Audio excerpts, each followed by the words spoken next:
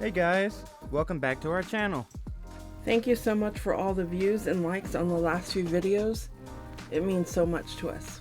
Now, we're gonna watch Darrell embarrass himself for 50 minutes and we're gonna debunk his stupid sovereign citizen theories when he ranted on day 7 or 8. I forget which one it was, but we're gonna go back through that and make him look like an idiot. It's Darrell, not Darrell. He likes to be called Darrell. I don't care what he likes to be called. I'm calling him Darrell. Hope you enjoy. Share, like, and subscribe to our channel. We'll see you next time.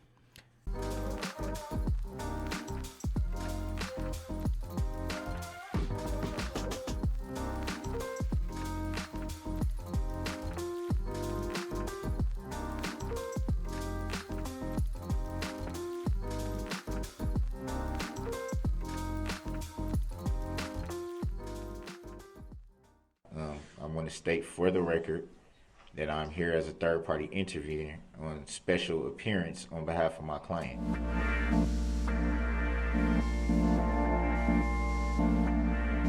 Bring the jury up. And we have yet to address subject matter jurisdiction, Your Honor. I still haven't been shown any verified proof that this court has subject matter jurisdiction. And at this point, may I request an affidavit that you, Your Honor, have no bias, no conflict of interest, and no interest in the outcome of this case.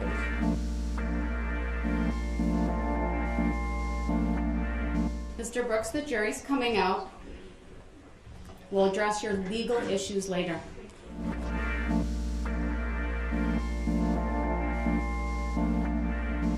Your Honor, with all respect, I'm merely asking you, do you have the full judicial power of the state, or is this military power? I'm sorry?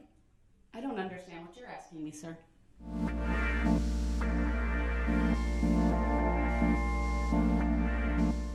I'm asking, is And on this... what legal basis are you making that request? I'm asking, is this a common law court or an admiralty court? What are we in here?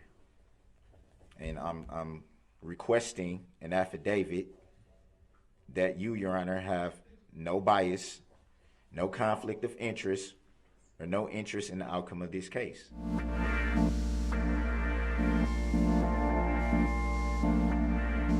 And the reason why I want to state this clearly for the record, mainly is because of the bias that's been shown.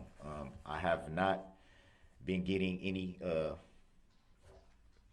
certified copies of any requests that I've made, which I was told by this court to address inmate communication forms for anything that I may need. I've done that. I've complied with that. Every time I've needed something of the court pertaining to documents, I've done it the way the court has asked me. And I've always stated that I wanted everything to be certified. I have yet to even get that. My court docket sheet was not a certified copy. When I asked Your Honor of your oath of office, I asked for that to be certified. You stated for the record that you would not give me a certified copy of your oath of office, which you are required to show if I ask for it.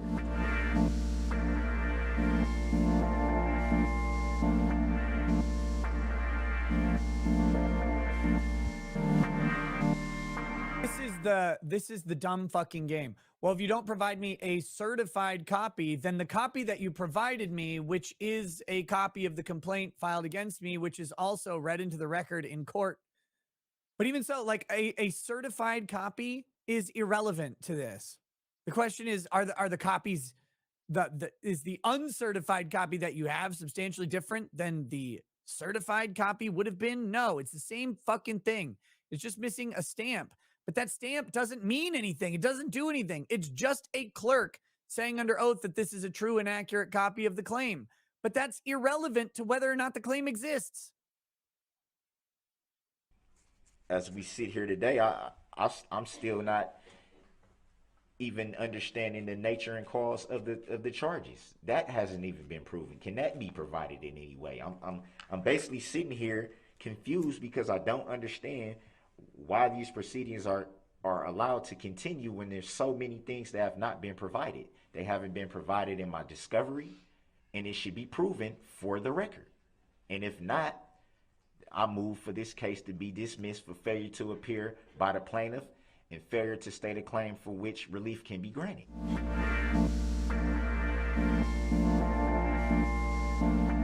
Those are rules of civil procedure, by the way. He just failure to state a claim upon which relief can be granted is for civil matters.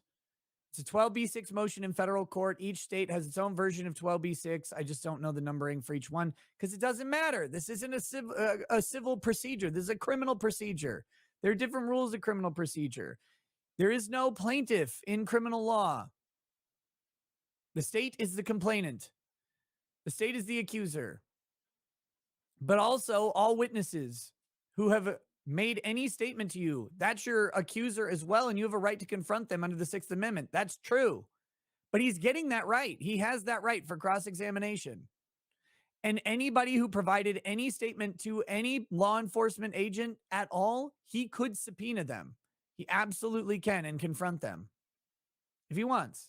Because there are plenty of people who saw him run over little kids and grandmas and stuff like that who are not appearing in court. He could call any of them. The prosecution team hasn't even proven that they're licensed to practice law in Wisconsin. They haven't proven, are they just bar association members, or do they have state issued licenses? That has not been proven, which I've raised that issue for the record. I'm not even sure if that was even recorded in the docket sheet. They all have attorney numbers on every filing that show their There's bar so many registration. things. It's to the point where Your Honor, you should recuse yourself from the presiding at this point. If you're not going to abide by the oath that you swore, which was in your oath, correct? You swore to protect the Constitution of the United States. You swore to protect we the people. That is not being done here. If every valid argument that I raised is taken by the court as a sign of disrespect or a sign of trying to intentionally be disruptive or causing a problem, when I'm merely seeking understanding, because I don't understand. I'm merely seeking to understand why this information has yet to be provided, and we're this far into this matter. And there's still no verified proof. Even as I sit now saying this, there's still no proof being provided. I can go on and on and on about what's not being done. I have, again, I say I have the right to face my accuser. Where's the injured party? Who's making the claim? I asked Your Honor numerous times for Your Honor's name. You wouldn't answer. I asked, did you have a claim against me? You did not answer. I asked the whole courtroom, did anyone have a claim against me? No one said anything. Which you stated for the record, a non-responsive answer. A non-responsive answer is an agreement, which will be a tactic agreement by you, Your Honor, that you don't have to answer these questions that you should be answering. I have that right. The plaintiff in this matter, which was stated by witnesses in testimony to be the state of Wisconsin. But when I asked, do they see the state of Wisconsin present in the courtroom, the question is shut down, which is a valid question. The plaintiff should be present in this matter. Where is the plaintiff? Who's bringing the claim? No one is stated for the record if they're the injured party.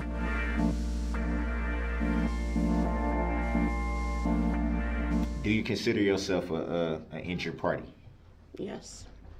Not Your Honor, not the prosecutors, not anyone in the court has stated to be an injured party in this matter. No one. Not one person.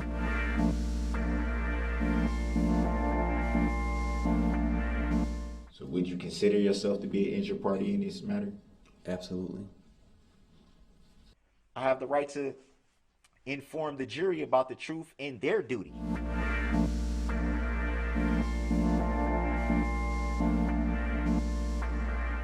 And their rights. That's the First Amendment and the Sixth Amendment.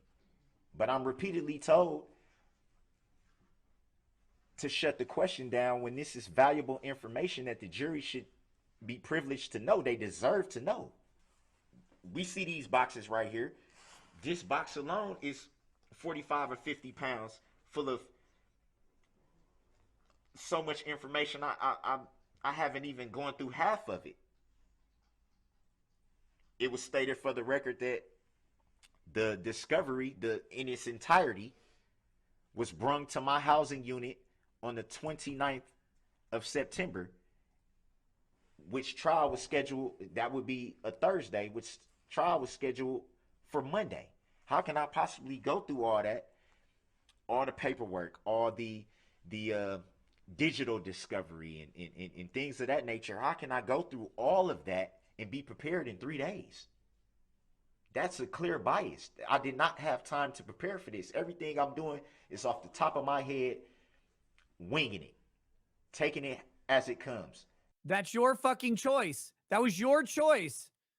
The state, the other right that you have is to be provided in a competent counsel to stand and defend you. And you fired those guys because you wanted to pull this bullshit. You're trying to pull a bunch of gay bullshit because you're a gay fucking murderer. Go kill yourself. God, you piece of garbage. Fucking hate this guy. Can we just put him at the bottom of a hill and like let an SUV roll down it? Can we just do that? When the court is well aware that I was not prepared, I raised the issue that it should be an adjournment, at least at the minimum, it should be an adjournment because of that fact. At least to let me go through all the discovery. That was denied. I have the right to face the injured party claiming damages. That's under Article 3 and the Sixth Amendment. I raised that issue again. Where's the injured party? Can anyone right now in court, anyone, make a claim against me? And because of that, Your Honor, the motion to dismiss should be granted based on that alone. There's no injured party in this matter.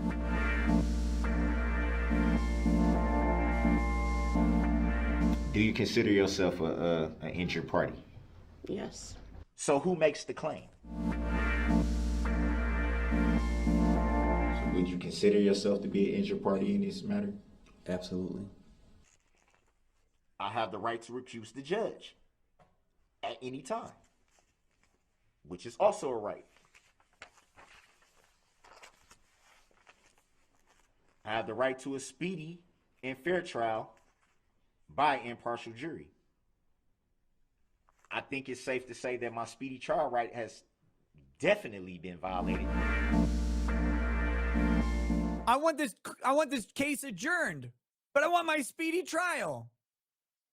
But I want this case adjourned and delayed longer. But where's my speedy trial? You can't have both, you fucking idiot. You had to demand your speedy trial when they asked you before. You waived your right to it. They would have had to try you within 60 days or something like that. You still would have lost. You would have lost way worse. Because this matter has been taking place for roughly a year. Clearly, there's been repeated violations of my Sixth Amendment. We all know that the United States Constitution is the law of the land, period. It trumps everything. We also know that any law repugnant of the Constitution is null and void. Yeah, I guess We know that. that you can't murder people with a car one is probably null and void, right? There's still no basis for the motions being shot down. Why was I not granted the motion for finding a fact? Why did it take so long for me to be brought my entire motion for discovery? Why was the motion to prove jurisdiction not verified? Why was the motion to dismiss the case for all the reasons I said not being granted? Because you lost the motion. Which brings me to the motion to subpoena witnesses. Why Why didn't you grant I my did motion? everything Why that was wasn't my asked motion of me granted? by the court pertaining to those subpoenas. Yeah. It was understood by the court that this is my first time ever having to do this. I didn't understand how to properly. Pro se or pro per litigants always are held to the exact same set of rules as attorneys. They're expected to follow the same rules. You do not get special deferential treatment. Now, a lot of courts will defer. She's helped him numerous times on kind of the mechanics of the courtroom process, but you are not exempt from any deadline. You do not get special treatment or consideration on any rule, motion, objection, anything else. You have to provide the legal basis for your objections, for your motions, and they will be ruled upon in the same manner as if you were an attorney making them. You don't get special treatment for choosing to be unprepared or having less knowledge than needed to levy your defense. You don't get that. Like, there is no, well, I'm stupid, so I need help from the court thing. That's not how it goes. That would be prejudicial. Because what if the court didn't help you enough?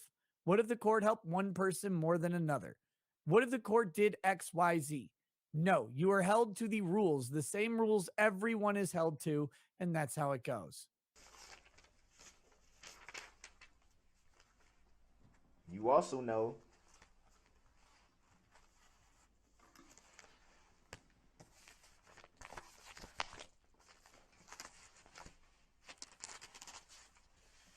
that this docket sheet is inaccurate.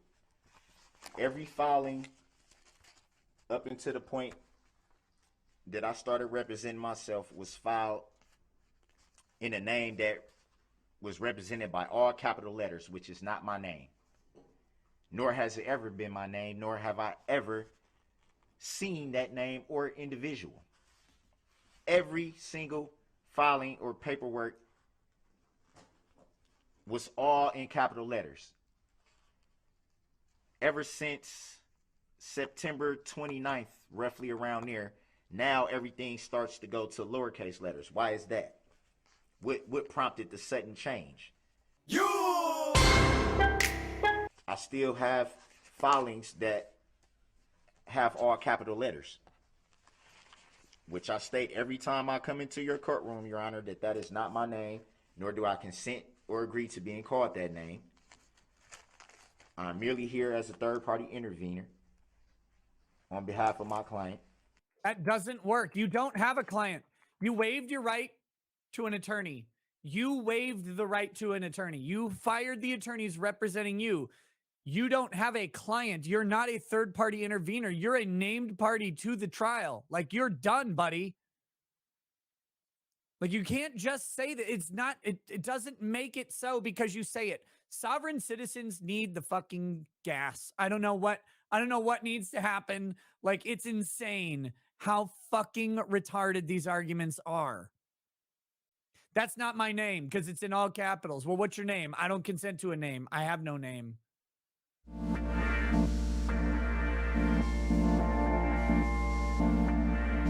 You bring up Illinois versus Allen when we had the issue of me being removed from the courtroom. We went through that where Illinois versus Allen states that there are 3 options when a defendant is being disruptive in court. You stated for the record that you identified a 4th one, which is not cited anywhere in that case. It's not cited anywhere. So the question would be, how did you come up with a 4th option that's not written in that case?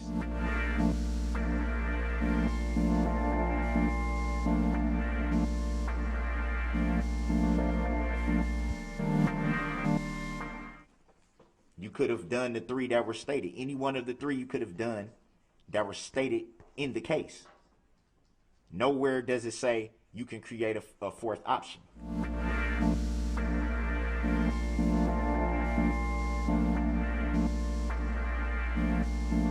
Under the 6th Amendment, I have the right to assistance of counsel. That is not a correct statement of the law, sir. Standby counsel is not for the benefit of a defendant, it's for the benefit of the court. It doesn't say anything about representing yourself without assistance of counsel. Having counsel represent you and having assistance of counsel is two totally different things.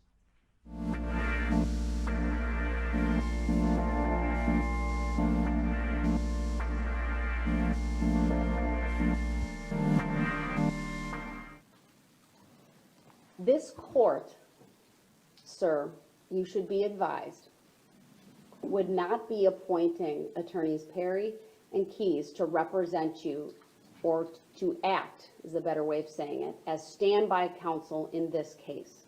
Did you hear what I said? Yes, and I didn't ask that. I didn't ask for them. I'm not asking if you asked that, sir. I'm giving you advisements right now that you need to listen to. This court would also not appoint standby counsel in this case. Did you hear me say that? You, Your Honor, gave me paperwork that was a waiver of counsel. This court will not appoint any other attorney to act as standby counsel if this court grants your request to represent yourself. Did you hear me say that, sir? We both know that any contract can be altered if I don't agree to certain terms. I crossed out everything in that paperwork that I did not agree or consent to, and specifically wrote on that paperwork that I do not waive my right to assistance of counsel. At the very least, I should have been awarded a standby counsel. Not someone to represent me, to speak for me, but someone to help me do things in a timely fashion. Get things filed in a timely fashion. Get motions together in a timely fashion. This court will not appoint any other attorney to act as standby counsel, make preparations to get things done that I don't have the privilege to do in my current situation of being housed at the Waukesha County Jail.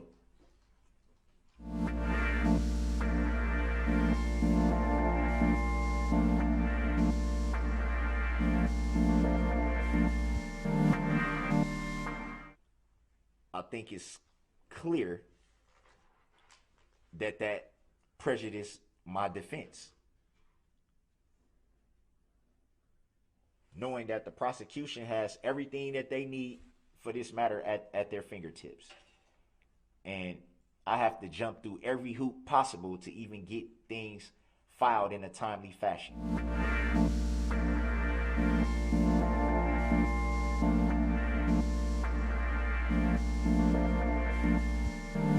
you are further advised that it may be difficult for you to present evidence. You are further advised that it may be difficult for you to do a good job as your own attorney. Other obstacles that you will face include applying the rules of evidence, understanding and applying the rules of trial procedure. These are things that are spelled out in the Wisconsin statutes. They're the law.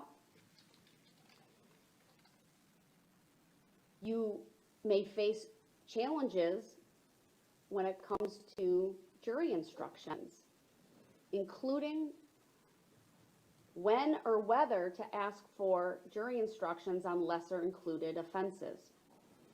Did you hear me advise you of these challenges, sir? I did hear you advise me of them. I don't see them as challenges, Your Honor. at all.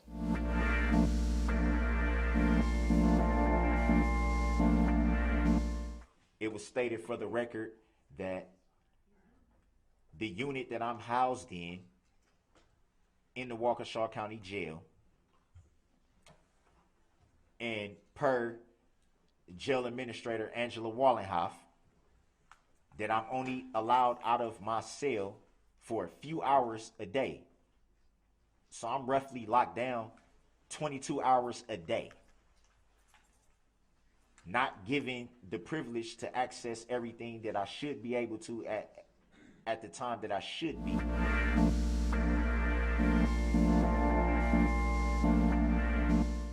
Thank you. So, Ms. Wollenhaupt, I was asking you about the digital discovery materials. You testified that you're aware there is a thumb drive available for Mr. Brooks' use that is maintained in his pod, and all he has to do is ask for it, correct? Correct, ma'am. And that in order for him to view the contents of the thumb drive, he'd have to use the computer in the conference room, correct? Correct, ma'am. And that is available to Mr. Brooks upon his request, correct? Correct, ma'am. Reference was made to being able to use LexisNexis or whatever it's called. We call it the law library. That may be the easier way to describe it. I'm only allowed to access the law library at certain times during the day.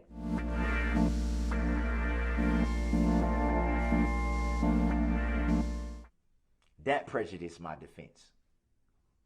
How can I work on my case? How can I look up certain case laws? How can I do any of this if I don't have full access to it?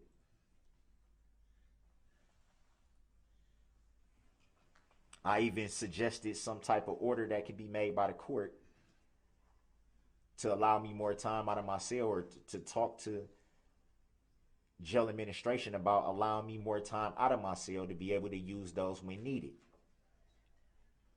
And to be frank, in a proceeding of this magnitude, there should not be even a time where I don't have access to the materials that I need. If I'm not in the courtroom or sleeping, I should be awarded the time to work on this case, seeing as how I only had a couple days to prepare for a trial of this magnitude.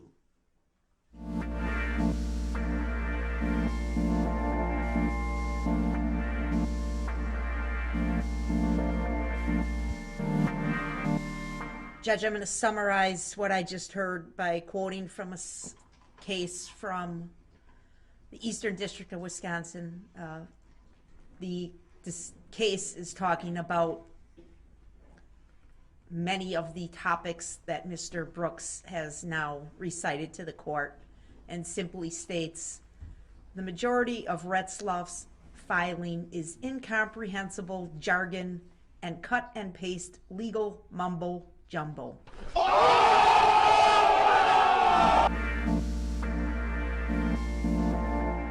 Sovereign citizen theories are frivolous and wholly without merit.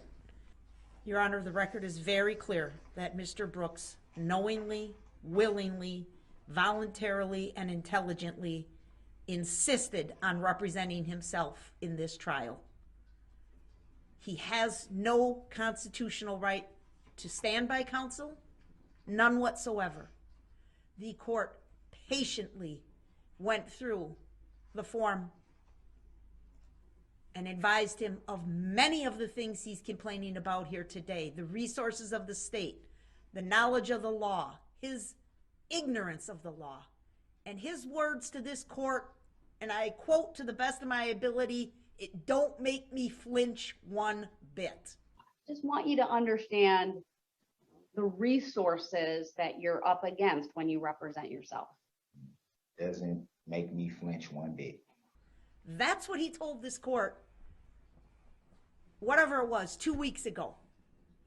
Now he's here complaining over and over and over again how unfair this is to him. It's highly offensive. I don't know, because unfortunately I was talking to my investigator, if he accused this court of treason, but I certainly heard that word come out of his mouth, and it is absolutely shocking that he would throw such a word around so loosely in this courtroom. This court has been exceedingly patient, exceedingly respectful of his rights at every turn. At every turn. I want to address this claim that he only had 3 days to prepare for trial. It's absolutely a false statement. The record should reflect that he does have 3 banker's boxes on his table.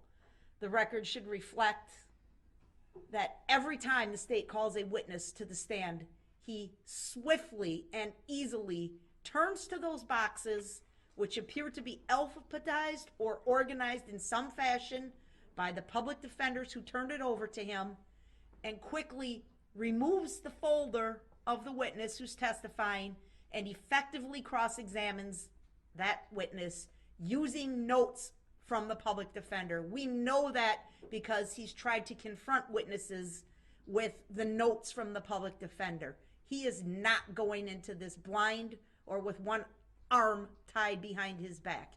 They did all the homework, and he's simply sitting here reading their notes, reading their cross-examination questions, and asking the questions, and then going on to his ridiculous questions having to do with his belief in the sovereign citizen movement. There's no way this record would reflect that this defendant is not adequately prepared for trial. He's never asked for a speedy trial. He makes conflicting statements. On one hand, you violated his rights because it's taken us so long to get to trial, and on the other hand, we're rushing him to this case and he hasn't had adequate time to prepare. He is not denied access to legal materials in the jail. The record is very clear from the jail administrator. It should not be confused. He misleads this court intentionally to say, I only get out of my cell 2 hours a day. That is a fact. That is for his own safety so that other inmates do not inflict physical harm upon him. He has access to a tablet. He has access to a computer. Whether he chooses to ask for those resources is up to him. Once a defendant has asserted his right to refuse counsel and conduct his own defense, he has no constitutional right to access those resources. And again, you warned him, Judge. You fairly warned him. And he basically acted as if you were insulting him and said it didn't make him flinch one bit. Much of the last 50 minutes, which this court has graciously extended him the opportunity to go on and on and on, is nothing more than legal mumble jumble. He's reading from some typewritten transcript. I can see that from where I'm sitting. I don't know who's giving him these materials, but he has an agenda here. It's to stall, delay, disrupt, intimidate, and it's not going to work. Thank you. Objection to that. Your Honor, that's a load of crap.